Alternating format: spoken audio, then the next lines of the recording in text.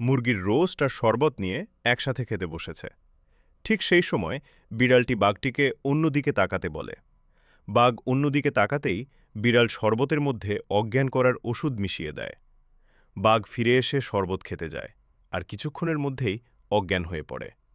এরপর বিড়ালটি বাঘের দাঁত নিয়ে এক শূকর মেয়ের কাছে যায় এবং তাকে দিয়ে প্রপোজ করে।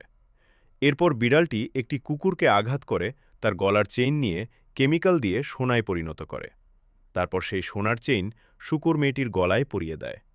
এটা দেখে শূকর মেয়েটি অনেক খুশি হয় এবং বিড়ালটিকে জড়িয়ে ধরে। পরে বিড়ালটি শূকর মেয়েটিকে কোলে করে রুমে নিয়ে যায় এবং দরজা বন্ধ করে রোম্যান্স করতে থাকে। এদিকে একটি ইঁদুর সবকিছু দেখে ফেলে। সে দৌড়ে গিয়ে বিড়ালের স্ত্রীর কাছে সব ঘটনা বলতে যায়।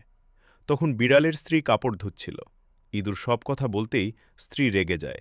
এরপর সে দৌড়ে বাসায় যায় এবং সেখানে গিয়ে দেখে তার স্বামী অন্য মেয়ের সাথে রোম্যান্স করছে। এটা দেখে সে রেগে যায়। বিড়াল স্বামী জানালা দিয়ে পালিয়ে যায়, কিন্তু শূকর মেয়েটি থেকে যায়। স্ত্রী তাকে আঘাত করলে সে ভয়ে দৌড়ে পালিয়ে যায়। তারপর স্ত্রী তার স্বামীকে দৌড়ে ধরে মাথায় আঘাত করে অজ্ঞান করে হাসপাতালে নিয়ে যায়।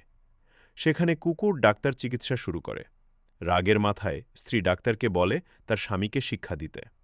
এরপর ডাক্তার অপারেশন করে তাকে শাস্তি দেয়। শেষে বিড়ালটি জ্ঞান ফিরে বুঝতে পারে সে বড় ভুল করেছে।